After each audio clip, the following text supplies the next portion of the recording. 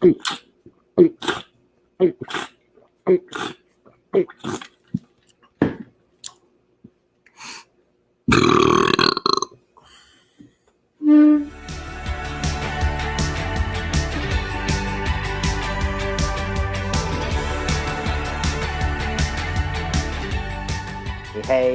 wonderful humans. I see you over there. Welcome back to Board Game Dads. My name is Welcome Anthony, back. And my name is Eric. and we are the Board Game Dads back with, and it's been a while, finally back with another Dadcast. Which one? Which number? This, I am 100% certain this time, and I know I said that in a previous video, but this time I am completely sure this is Dadcast episode 7. I know this because as of today's recording, August 25th, Dadcast 6 was posted today. Right. Which was our essential accessories, board game accessories video. And we filmed that like 2 or 3 months ago. Yeah, you're going to notice a little bit of difference in perhaps some facial hair and some hair atop the head and who knows what else. But we recorded that. We didn't film nothing. Right? Is it the same thing? Whatever. We got a lot more tangents to go on. Let's not start with this one. Several weeks of tangents to catch up on. But we are very glad that you're joining us here again. We are fresh off the summer block party, which is a huge success and a lot of fun for us. So check out those if you are late to the party. And today, a little bit later on, we're going to be talking about our brand new Board Game Dads rating system that will go into much more detail later on. But before that, we do need to catch up with what games we've gotten lately and played lately. So, Eric, you want to start us off with something that you recently got? Sure. I've played a lot of games lately since, again, it's been a few months since we recorded one of these. So I'm just going to talk about some new games that I've gotten and have played. The first of which is called Cascadia. My wife got this. I think it was a Kickstarter that she got.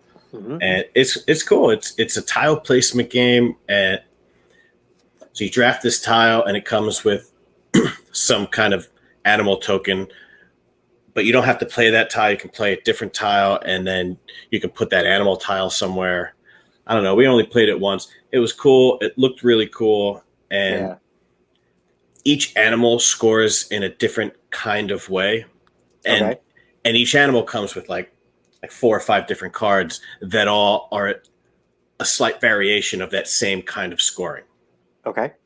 And so it's different, and each time you play, it's going to be kind of similar yet different, but it's not going to play the same way twice, because the bear is not always going to score as the same way, and then the elk is not going to score. I don't even remember if these are the right animals. I think there was a bear. It's definitely that sounds a bird. right so far. Yeah. There's a hawk as well. There's a few. I've heard this already get compared to Calico, but I've never played Calico. So I think you have, right? You have that game? I have played Calico, but it's been a while, and I'm probably not the person to compare them. Fair enough. It is also hex tiles, though, right? Hexagon shaped? Yes. Yeah. It is the same company, though. I think AEG, right? They did both of them? I think so. That's probably why they're getting compared for that reason. Cool. Yeah, that's the new hotness right now. So I'll tell you this, though. Again, I haven't played Calico in a while. I like this more than Calico. Okay. And I love animals, so I love cats. Calico seemed a lot more abstract, whereas this one, because it had artwork of animals and little animal tokens, and it seemed to have a little bit more flavor. Gotcha. What about you? What you get in the mail recently?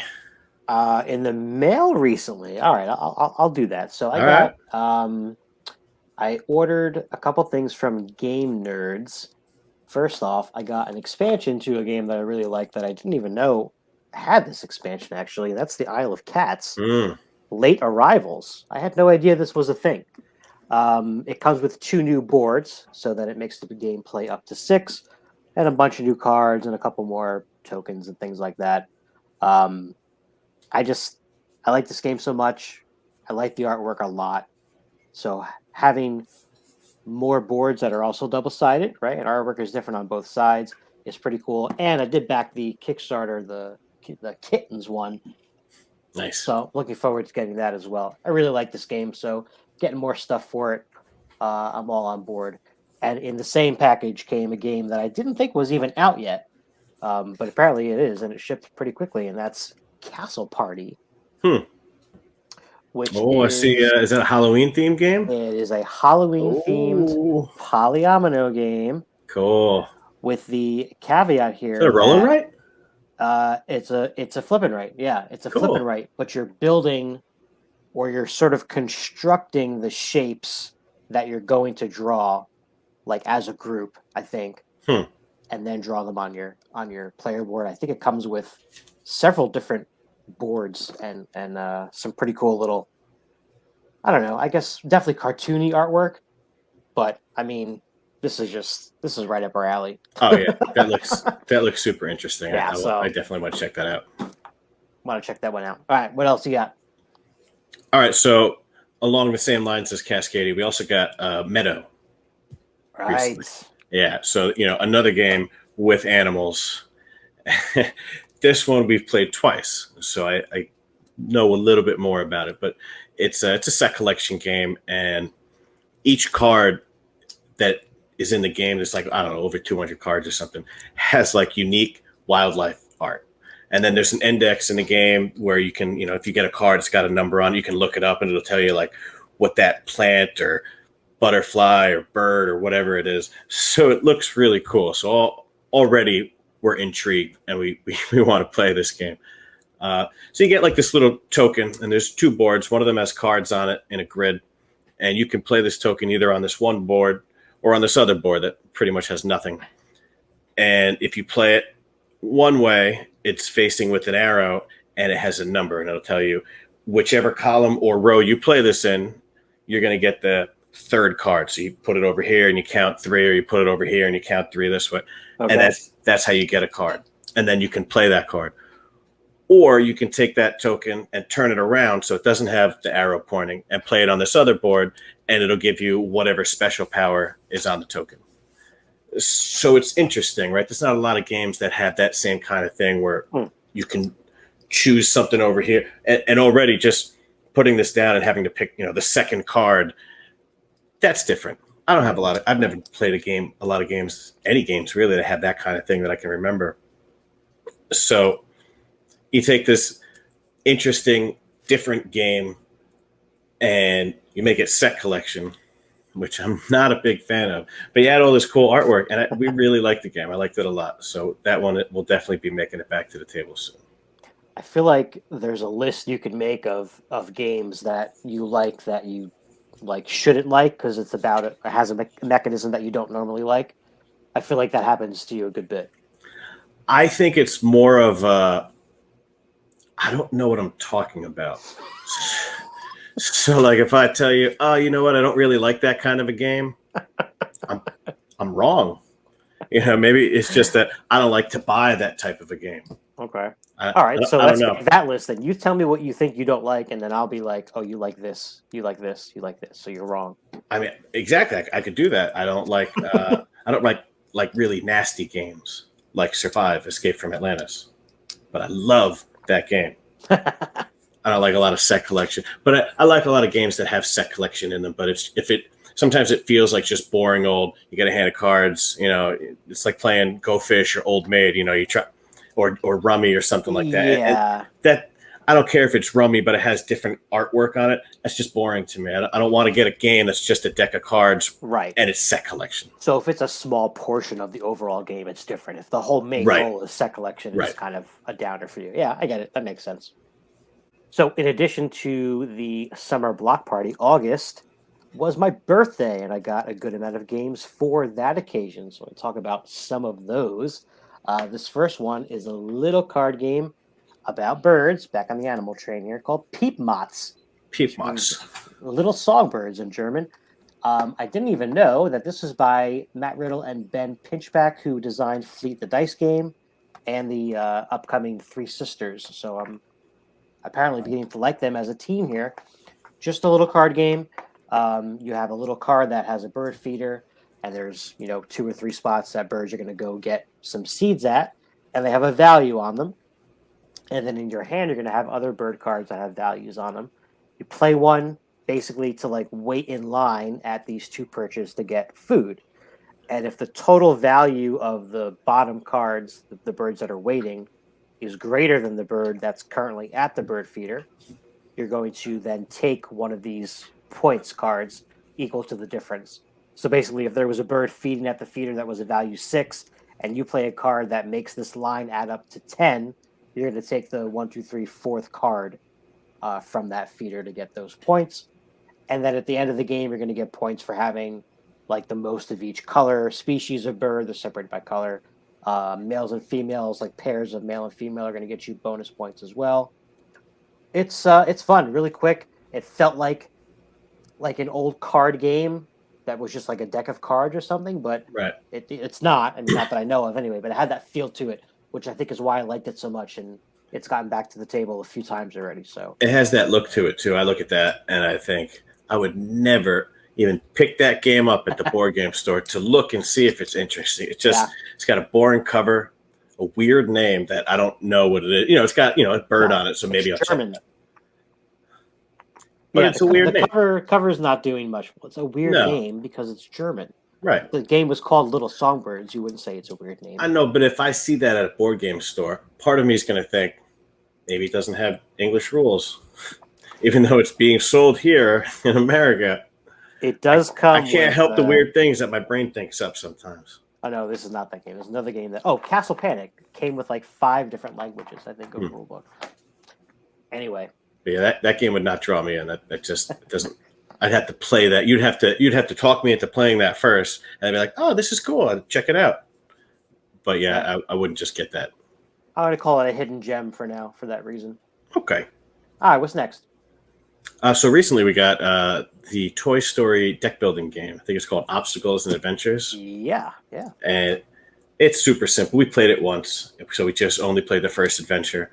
It's very similar to Harry Potter, but with a lot less going on. So it seems now it might get more and more, like it might step up the complexity or the difficulty as you progress through more and more adventures. Right.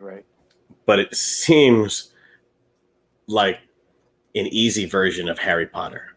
So like if you want to take a younger kid and introduce them to deck building, because eventually you want them to play Marvel Legendary or Harry Potter Hogwarts, something like that, you get them to learn deck building through this. And it's cooperative too, so you can easily help them along and not feel like you're controlling their turn. But yeah, it's cool. I love these kind of deck builders. I love cooperative games. I love Toy Story, the franchise. So it was only a matter of time before we got this one. They got a lot of characters to draw on for that game for sure. That's pretty cool. And this sounds like it's something that you guys would like, because you do say you're one kind of down on the Harry Potter game is sometimes you get something early in the game that's just really hard to deal with, right, and get over. Right, and we correct that by house ruling it. There's certain because each time you play the game, you take a certain amount of villains out of all the villains that you could take, and so we just don't take this one or 2. I think it's 2 now, and so it's mitigated pretty easily. We're not upset. It still gets pretty difficult easily sometimes, and it happens. Speaking of which, I'm just going to go into my next thing here, because Melissa and I have been losing cooperative games recently. We don't usually lose a lot of cooperative games, but we lost Wonder Woman Challenge of the Amazons. We lost Marble Champions. We lost Spirit Island. And we lost, I don't know, something else. And it's cool, though, because we don't want to win all the time. But, getting a few in a row like that, it hurts. Yeah. We were real close with Wonder Woman, too. Melissa just needed one extra movement, and she would have been able to get there. And we would have been able to beat Ares on the last turn before losing. But she only had a movement of 3. Was that your first time playing against Ares? No, that was the villain that Oh, you he's the play right first from one. yeah. Right. We have not played against Circe. You never will, apparently. Not until I get an email from DC Comics telling me how to pronounce it, or, or just Google it. We'll see. We'll see which happens first. But yeah, so I wanted to throw that in there because we lost a few times already now. That sucks. Yeah, but I don't want to win all the time, like I said. Yeah, for sure. We've been playing some co-ops too recently. Our neighbor is always down to play a game, and pretty much will play anything that we throw at her. But I'm starting to finally figure out that she really does like the cooperative games in general, just because, I mean, why not, right? You're playing Right. together. It's less pressure to an extent. You have less fear of like messing up on your turn, right? Or doing the wrong thing. So lately we played Flashpoint Fire Rescue, Nice. which is the first modern game that I purchased. So that was like the OG game for me. We played once, we lost really bad. Um, but I know she liked it because the next couple of times later, she was like, I like that firefighter game. Can we play that again? And I was like, yes, we need redemption, save these people. And we had an awesome game and saved everybody. It was fantastic. It sounds like you need to go and get Pandemic Legacy and start a campaign with your neighbor. That's not a bad idea. That's not a bad idea. I know. Anyway, sorry to interrupt. That's all right. And then a couple nights ago, we actually got another co-op out that is also an older game at this point, and one of the first in my collection also. That's Castle Panic, tower defense game. You're drawing the tokens from the bag, and we were like 2 turns in, and Lauren and Holly were both like, "What? This is what happens. We're never gonna win this game. Like they keep coming like this." I was like, "Yeah, we'll be all right. We'll be all right." And we were victorious. Came down to the last tower, so we lost 5 out of 6 of the towers, but one at the very end. It was very exciting. So a couple co-ops for us as well. Nice. All right. Anything else? That I can remember. Yes. I mean, again, we've played a whole bunch of games. We played a new roll and write to us, and it has immediately skyrocketed all the way up. It's our favorite roll and write. And we've been talking about this for a while, and I didn't really have a favorite roll and write. I had flipping rights. Right. I had my favorite flipping rights, but my favorite roll and write was Castles of Burgundy. It was okay. I like it, but it wasn't a favorite game, right? It wasn't in that, like top 10, of whatever kind of game. And we got Escape roll and write, like Escape, The Curse of the Temple. It's cooperative, and as far as I know, it's the first like popular board game or modern board game that's a cooperative roll and write.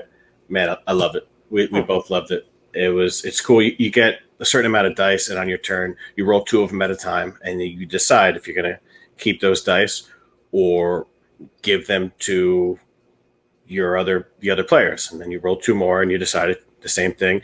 And the other player, in a 2-player game at least, can only take 2 dice. Right, so I can't just give Melissa, like 6 of my 8 dice and be like, oh yeah, she can have all these. She fills out this thing. That's a whole bunch. She can only take 2, and if I give it to her, I can't use it. And then, so I'm trying to use these different symbols to move around the map. And man, it's such a great game. I can't wait for you to check this one out because this is. I want to do a video on roll and writes now. Now that I have one that I love that I can talk about with conviction.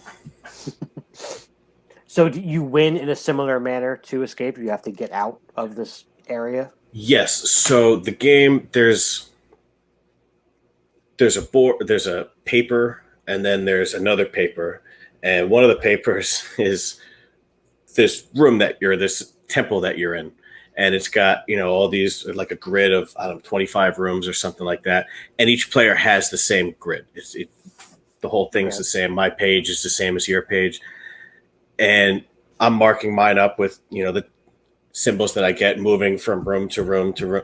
And once we get a certain amount of these gems, we all have to leave through the exit, which is right in the middle of the board. Right. And so that's it. So you want to get these gems, you want to get out, and you want to do it together. And it's cool because it's got a different way of cooperation. Yeah. That's cool. Yeah. Yeah. So how old is this game? Do you know when it came out? I think it came out as a Kickstarter, and Melissa was like, "Oh, this game looks cool. It's Escape." I was like, "Oh, cool, Escape." And for some reason or other, I looked at it and I was like, Hmm. it looks like just another roll and write." And then I saw a video where they're like, "Oh, it's cooperative." I was like, "Oh, cool." And then I liked it, so I bought it, got it from Amazon. Came in, Melissa was like, "Oh, I told you about this game and you didn't like it." And I was like, "Wow, like, why would you listen to me? Like, I'm wrong about this stuff. I don't know my own tastes." Like you can't listen to me and then just make a decision based on what I have to say about it. So yeah, so we have it, we love it.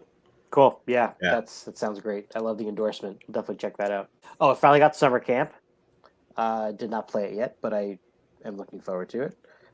And I got a game that's been on my radar for a while. It was probably in a cart at some point, never pulled the trigger. And that is Castel, a game about the human pyramids, which comes with the biggest drawbag I've ever seen in my entire life, at least for a board game. Whoa. Right? I mean, That's a big bag.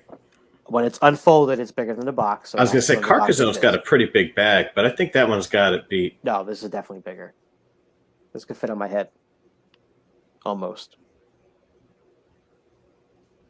Amazing. There's our thumbnail right there. But yeah, this one looks like it's got a good amount of stuff going on, but not too much to be like, I don't know how to play this game. I really want to try this one. I'm looking forward to it a lot. Cool. All right. You got anything else before we head on to our main topic? Not really. Again, we've played a bunch of games, but as far as new game, we got Haunted Mansion, but we haven't checked it out yet. Yeah. Cool. But that'll be soon. All right, Eric. So on to our main topic here. I'm excited about this one. We're very excited. It's a good one. This is a good one. So we have a little bit of a shift here. So let me rewind a little bit before we even get into what that is. So I do want to go back and talk about how when I first came up with the idea for this channel about board game dads, the sort of tagline for that was gaming our way through parenthood. And the focus was supposed to be on, board games, obviously, and adventures in parenting, dadhood, being rookie dad ourselves, both of us. And so we want to, going forward, have a little bit of a shift in that direction. So in addition to talking about, different kinds of board games for different reasons and holidays and occasions and things like that, we're going to share a little bit more about our experiences as being dads, because it's, never slow and always exciting. And in addition to that, to kind of, jump off of that, we are going to start to implement a rating system that we developed, which is called Facts. So every once in a while, when we have our board game holiday spotlight, we usually give you 4 games between us. And the last one that we focus on for those particular videos, we're going to do this whole Facts breakdown, this acronym. We're going to go into what each of those letters stands for. Eric's going to tell you that in a little bit. But before that, just want to acknowledge ourselves again here and remind everybody that we did finally get to our 100 subscriber mark, which I felt like was a really good milestone. It was our goal for the summer. We got to our goal, and I feel like it was the perfect time. Eric and I both felt it was a perfect time to kind of pivot a little bit, do a little bit of a refocus, and that's where we're at. So we're super excited to implement this rating system going forward.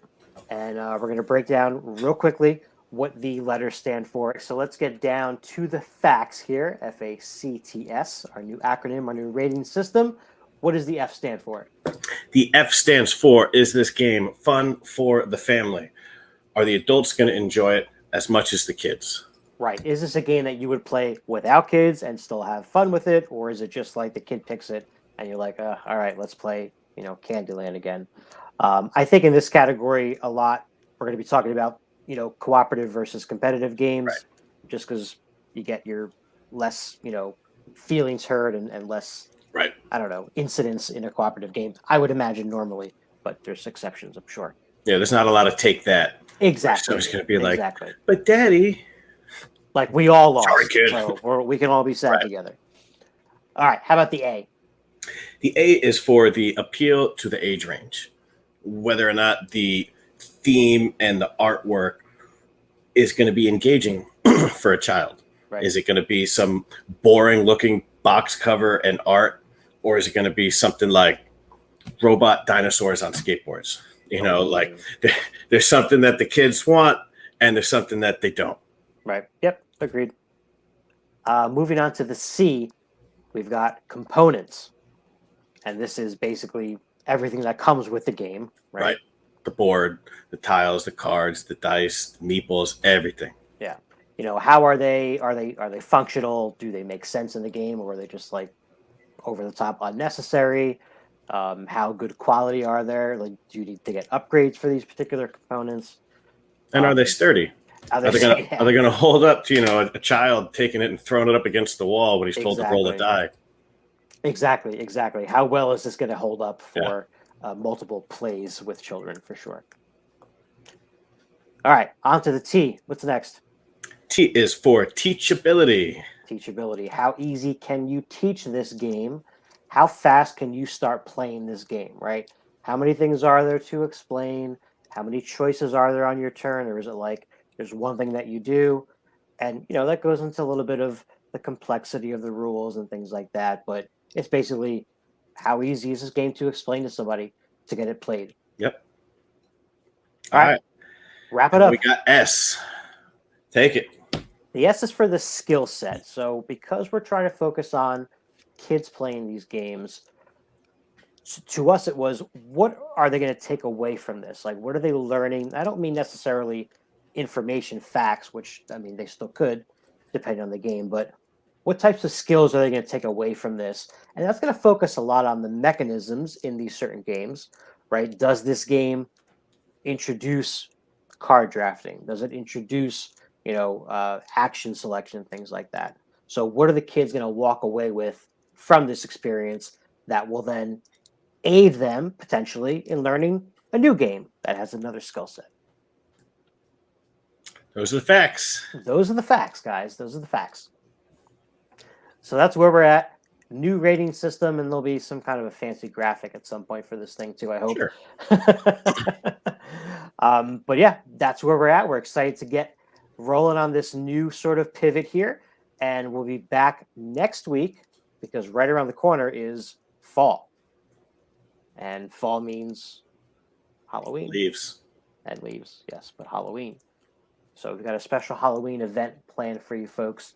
Not too many details on that yet, but stay tuned because we got a lot of cool stuff planned. That's right, especially next week, which is fall. Yeah. Leaves. Fall spotlight. Yeah.